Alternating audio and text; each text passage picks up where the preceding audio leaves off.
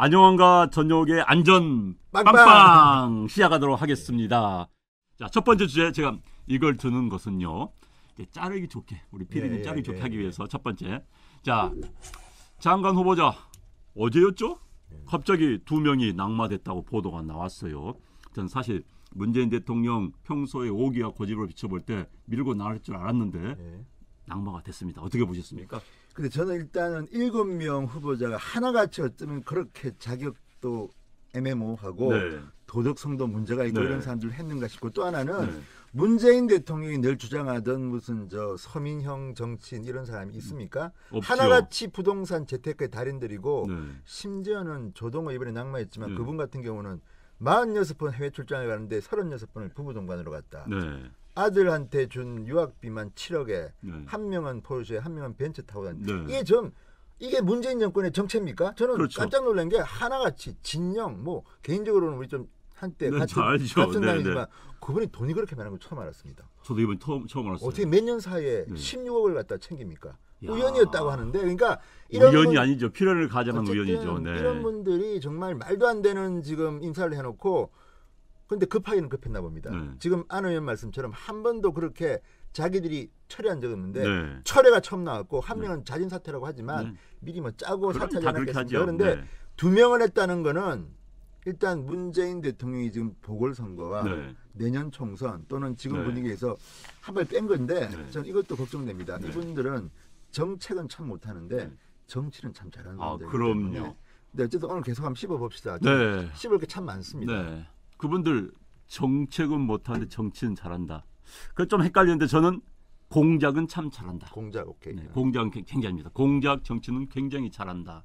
2명이 낙마를 했어요. 그런데 보면은 가지치기 아닙니까? 그렇죠. 보니까는 색깔 뭐 저 두 사람은 별로 자기들 색깔 비슷한 사람들 아니에요. 진영 사람들 아닙니다. 결국은 가지치고 나머지 보호하기 위한 그런 고도의 공작이 숨어있지 않나 하는 생각이 드는데 어떻습니까? 그렇죠. 공작인데 문제는 이제 그러면 왜 7명 중에서 하필이 2명이냐인데 제가 그때 이제 청문회를 다는 못 보고 좀 봤는데 일단 그 우리 옛날에 문방이라고 했던 과기방이라고 있습니다. 그렇죠. 과학기술 저 방송통신위원회가 있는데 거기 의원들이 거기 자유한국당 의원들이 굉장히 청문회를 잘한 것 같습니다. 팀워크도 많고 조동호를 갖다 그때 완전히 항복시키는 세게 해가지고 그러니까 마지막에 처음에는 뭐 거짓말 좀 하다 나중에는 이제 항복했는데 그거를 보고 정의당이나 민주당조차도 저 사람은 안 되겠다.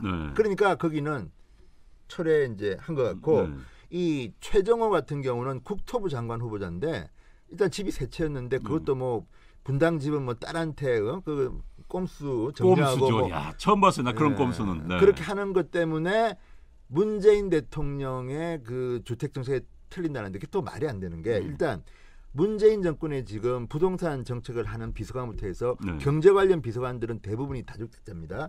그리고 이번에 대부분이 다 강남에 집 가지고 있죠. 그리고 김의겸 대변인이 이번에 뾰록난 거 있지 않습니까? 25억 7천만 원 상가 건물 투자. 그런데 이런 것들을 보면 문재인 대통령이 지금 영이 서지 않는 건지 아니면 왕따를 당하는 건지 경제부총리를 포함해서 지금 기재부의 장차관 3명 전부 다 다주택자입니다. 그럼요. 근데 김현민은 국토부 장관은 뭐라고 했습니까?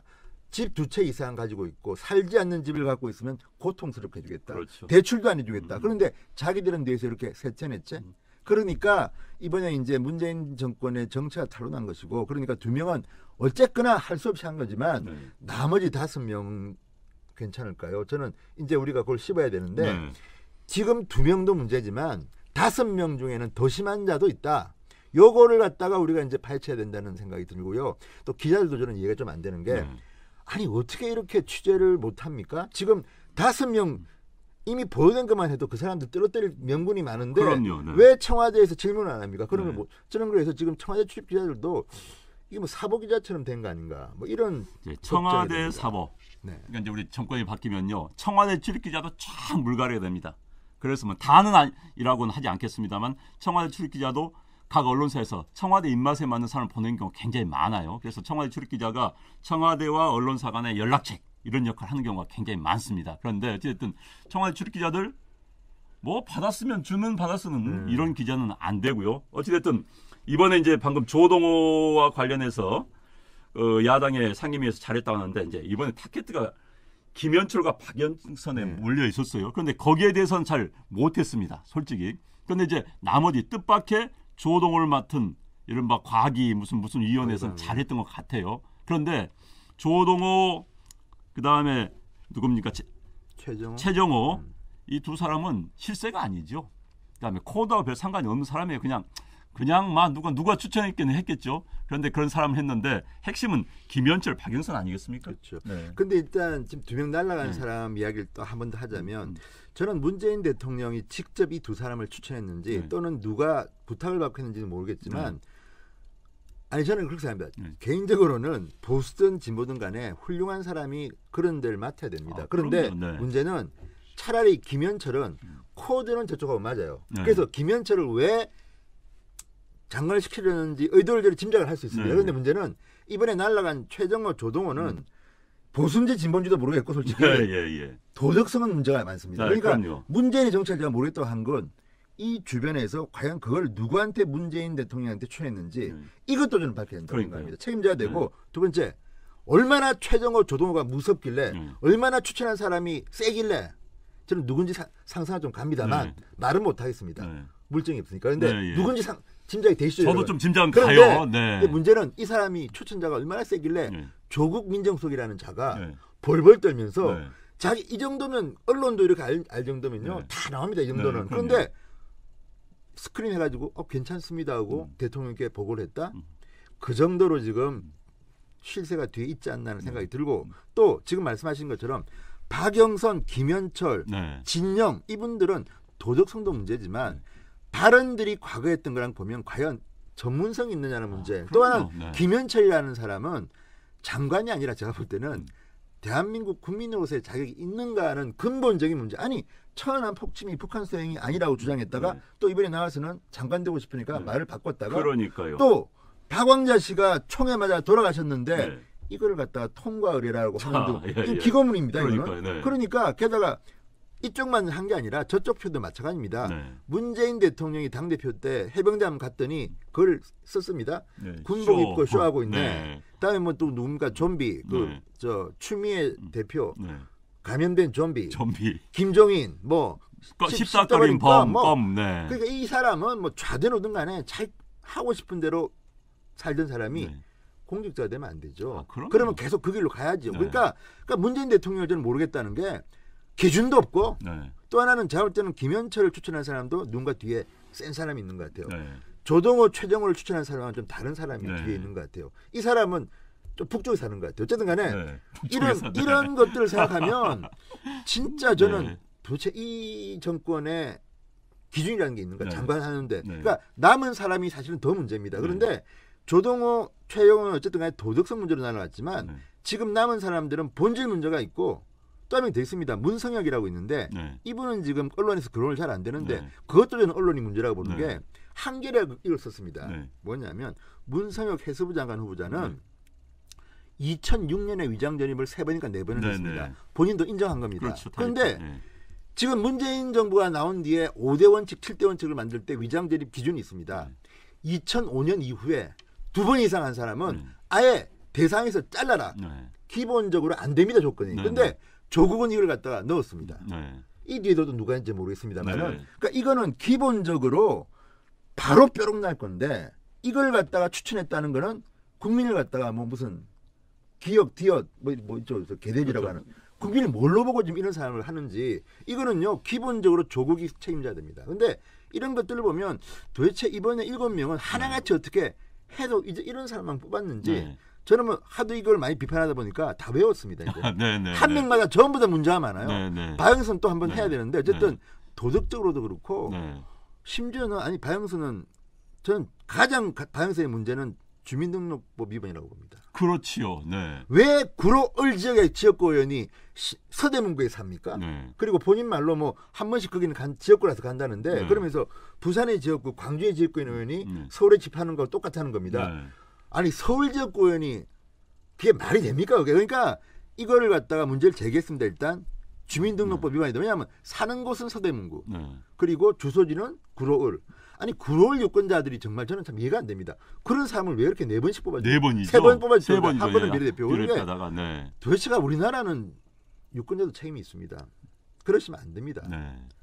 제가 이제 화가 좀 났습니다. 예, 말씀하십시오. 지금 오늘은 진성호 특별 게스트라고 그러죠. 모시기 힘든 분을 모셨습니다. 그래서 마음껏 말씀하실 수 있도록 제가 자리를 멍석을 깔겠습니다. 어쨌든 박영선 의원은 그것도 있고 또 아들이 이중국적자 문제도 있고 또 뭐 MB한테 뭐 박해받아 가지고 남편 뭐 힘들었다 그러는데 아이고 1년에 딱 그 한국당이 낸 자료를 보면 1년에 4억 6천만 원 생활비입니다. 물론 뭐 세금도 내고 나름대로 변명하겠지만 신고한 걸 보면 재산 신고한 거하고 본 걸 딱 빼면 1년 평균 5년간 4억 6천만 원이라는 건데 그러면 왜 재윤선 장관한테는 과거에 그때 뭐 1년에 5억 쓴다는 뭐 비아냥거렸는데 어쨌든 물론 뭐 남편이 재주 좋고 본인이 돈 많이 버는 건 모르겠지만 서민들이 볼 때 적어도 구로을 지역구 주민들이 볼 때 국회의원 하면서 1년에 4억 6천? 그러니까 5년 동안 생활비 한 달에 4천만 원씩 쓴 거예요. 뭐 구로구뿐만 아니라 대한민국 국민 전체가 본다 하더라도 이게 있을 수가 없는 일인데 그래놓고 좌파 서민 이야기하고 재벌 깔 때는 맨 먼저 나섭니다. 본인은 도덕적이다. 본인은 뭐 정의롭다. 그랬던 사람이 까보니까 한 달에 4천만 원씩 빡빡 쓰면서 서민 이야기 왜 합니까? 그 또 이번에 하나 걸렸죠. 황교안 한번 공격했다가 이제 하나 딱 걸린 게 있는데 뭐냐면 그렇죠. 일단 황교안 전 법무부 장관 시절에 김학의 전 차관 그 검증 문제를 거론하다가 본인이 일정표를 깠습니다. 나 그날 황교안 만났어 그랬는데 그 일정표에 보면 점심 식사를 자 거기에 어떤 그 고엽제 총회장 누구신가 하고 밥 먹었다고 되어 있습니다. 그런데 선관위에 신고한 그 정치자금 신고서를 보면 그 시간에 43만 원인가를 썼는데 어디서 먹었는지 참 비싸게 먹었습니다. 여의도 중식당이니까 대충 짐작은 갑니다. 네, 비싼 데가. 문제는 같이 밥 먹은 사람이 황교안 장관입니다. 그런데 일단 거짓말입니다. 황교안은 안 먹었다고 합니다. 그러니까 거짓말이고 일단 허위 신고한 겁니다. 그렇죠. 그리고 KBS 기자가 또 확인한 게 있습니다. 그날 밥 먹은 사람은 지역구에 있는 모시다. 지역구 이야기를 주로 했다.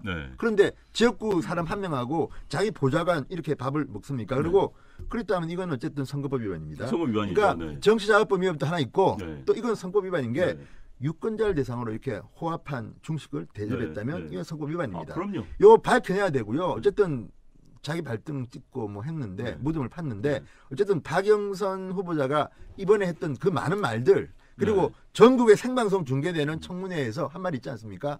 아니 CD 그 음란 CD일 겁니다 아마 그죠? 동영상 김학의 CD 꺼내서 뭐 그러니까 기자들이 처음에 다 기사를 타진했습니다. 같이 봤다.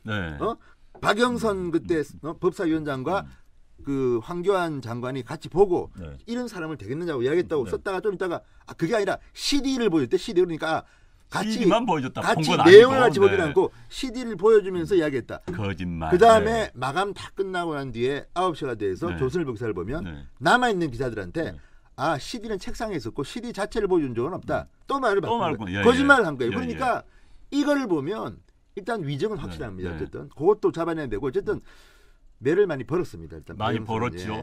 본인은 뭔가 역공, 멀리다 보면 역공을 한다고 딱 일정표를 내세웠는데 그 일정표가 본인의 위법, 탈법을 보여준 증거물이 돼버린 겁니다. 이번에. 게다가 지금 그 고엽제 뭐 식사했다는 분들이 또 이번에 보니까 타치국 사람들 이번에 뭐 다 지금 깜빵 가 있는 사람들이에요.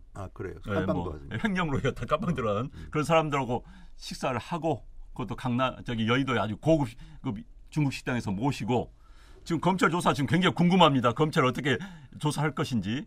사실 검찰 조사 들어가면요 이 정도 100만 이상 나올 수 있습니다. 100만 이상 나오면 현직 국회의원 날아갑니다. 알 겁니다. 아마 본인도 알 겁니다. 지금.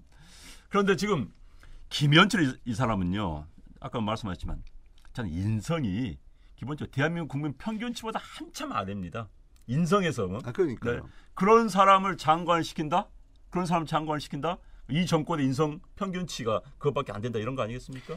그러니까 김현철은 그러니까 여러 가지가 있는데 첫째는 이제 안 의원 말씀처럼 첫째는 대한민국 국민들이 볼 때 저 사람이 김정은의 진짜 대변인인지 대한민국 국민의 대변인인지도 모르는 그런 생각을 가진 학자였습니다. 그런 학자를 갖다가 통일부 장관에 앉히겠다는 거는 김정은 비위 맞추는 거 아니냐는 비판을 받을 수밖에 없습니다. 추천자가 누구라고요? 모르겠습니다. 위치가 조금 한강 북쪽 같다. 저는 강북 삽니다만 강남 쪽은 아닙니다. 그럼 서울시 경계 이쪽 같다. 북쪽에 사는 분 같고 또 하나는 이 사람이 무슨 그 말 실수만 한 게 아니라 뭐 방배동에 또 뭐 이 나온 계약서 쓰고 뭐 이런 것도 또 열심히 했더라고요. 그러니까 좋아요. 그러니까 이런 사람들 보면 그러니까 또 이제 하나는 이 사람은 이것 말고도 처벌받아서 그 할 수가 있는 게 그 기억할지 모르지만 얼마 전에 블랙리스트 이야기를 하면서 통일부 블랙리스트가 나왔습니다. 그게 통일연구원장 자리인데 자 김현철이 이미 박근혜 전 대통령이 탄핵당하는 당시부터 이 연구원장이 온다고 알려졌다. 이런 이야기들이 조선일보에 나왔습니다. 그래서 실제로 이 사람이 갔습니다. 근데 그 블랙리스트 과정이 지금 국무총리실 관계자가 이야기를 해줬고 전임자한테 이런 것들을 보면 수사가 들어가면 김현철도 나올 수가 있습니다. 업무방해로. 왜냐하면 지금 이 정권의 문제가 두 가지입니다. 하나는 찍어내기, 하나는 내려꽂기인데 찍어내기 위해서 어쨌든 간에 감찰하고 사찰한 의혹들이 있고 그렇죠. 이거는 이제 직권 남용 같은 거로 가는 거지만 업무방해는 뭐냐면 환경부 블랙리스트를 보면 특정한 자리에 누구를 데리고 오기 위해서 질문과 답변을 이메일로 보냅니다. 물어보면 답해라. 심지어 그렇게 보냈는데 문제는 한겨레신문 출신의 모 씨가 갔더니 서류심에서 떨어졌습니다. 그러니까 아예 그러면 심사는 무효고 새로 하자 그러고 떨어진 이 사람은 다른 민간업체 자리를 또 줬습니다. 이런 것들을 두 개를 주면 선택하라고 그랬다면서요. 그러니까 이거를 보면 어쨌든 이 정권은 감옥 갈 일을 서로 막 만들고 있습니다. 그 중에 하나가 저는 김현철은 이건으로 해서도 처벌받을 확률이 높다. 그러니까 이렇게 뭐 비리도 있고 도덕성도 문제고 생각도 문제고 전문 학자로서의 소신도 또 바뀌는 거 아닙니까? 오히려 저는 김현철 씨가 과거에 주장했던 걸 갖다가 청문회에서 당당히 밝혔더라면 소신은 있네. 잘리더라도. 그런데 또 참관함 해보겠다고 또 다 비굴하게 그냥 생각이 바뀌었습니다. 이건 또 뭡니까? 그런데 게다가 방금 말씀하셨잖아요. 피주먹님 문시 측에는 그렇게 인재가 없냐 수준 알겠지요. 아니 김현철이 총리가 그랬어요. 3명 가운데 개 중에 제일 낫더라. 그럼 나머지는 대체 어떤 수준이란 거예요? 어떤 수준? 우리 진진님 여웅님과 결별인가요? 아닙니다. 수요일 날은 오십니다. 지금 출장 중이시고요. 지금 진성호 전 의원님께서 특별 게스트로 오늘 나와 주셨습니다. 자, 그런데 진짜 7명 가운데 2명 낙마됐지만 5명도 문제가 아니고 게다가 문제된 건 역시 김현철, 박영선이겠지요. 자, 앞으로 이 두 사람이 어떻게 될 건지 아마 고집 부리니까 임명을 할 것 같은데 놔둘 수는 없잖아요. 아니 뭐 임명하라 그러세요. 매를 보는 거니까. 저는 오히려 좋습니다. 이렇게 가는 게 그 정권에 어쨌든 비참한 결말을 맞게 될지도 모르겠다는 생각이 듭니다. 그런데 어쨌든 지금 법이 아무리 청문회에서 반대를 해도 장관은 대통령이 임명 강요하면 하는 겁니다. 그렇죠. 그런데 오죽했으면 2명을 날렸을까? 이것도 사실은 사건입니다. 또 한 명 우리가 지금 박양우도 있다. 그러니까 우리가 지금 박양우 그렇죠. 하도 말이 많으니까 박양우도 문제입니다. 숨어 있는 사람입니다. 지금. 박양우는 문체부 장관 후보자인데 일단은 진보진영에서 지금 반대를 합니다. 독립영화 제작하는 분들이 지금 청와대 앞에서 농성하고 1인 시위하는 게 또 CJ에서 뭐 했던 어쨌든 뭐 그건 모르겠습니다. 생각은 바뀔 수도 있는데 어쨌든 굳이 그런 사람을 임명하는 이유가 뭐겠습니까? 또 뒤에 누가 있습니다. 문재인 대통령한테 이 사람 임명해. 그거 아니겠습니까? 아니면 그 사람을 할 이유가 없습니다. 그렇죠. 문재인 대통령이 말한 것 같지도 않고요. 이 사람은 또 딸이 있는데 딸 2명이 예금 통장에 2억 원 남짓 둘 다 있습니다. 거의. 그런데 이 사람들에 대해서 처음에 박양우가 우리 딸들은 다 자기가 돈 벌어서 저금했다고 했는데 20, 30대 한 명은 뭐 간호사라고 하는 것 같은데 아니 이래가지고 생활비 한 푼도 안 쓴다고 해도 2억을 예금할 수 있습니까, 여러분? 정말 서민 염장 지르는 것도 아니고 그 뒤에 또 거짓말 실토했습니다. 그리고 세금 안 냈다고 세금 내겠다고 했습니다. 이런 것들을 보면 어떻게 하나같이 박양우를 빠뜨릴 뻔했네요. 어쨌든 전부 다 자격 미달인 자들을 문재인 대통령은 장관하라고 임명한 거 보면 정말 이 정권의 끝이 보이는 것 같습니다. 서민들 염장 지르면서 2명 낙마됐지만은 그걸로 끝난 게 아닙니다. 국민들의 마음은 다 낙마입니다.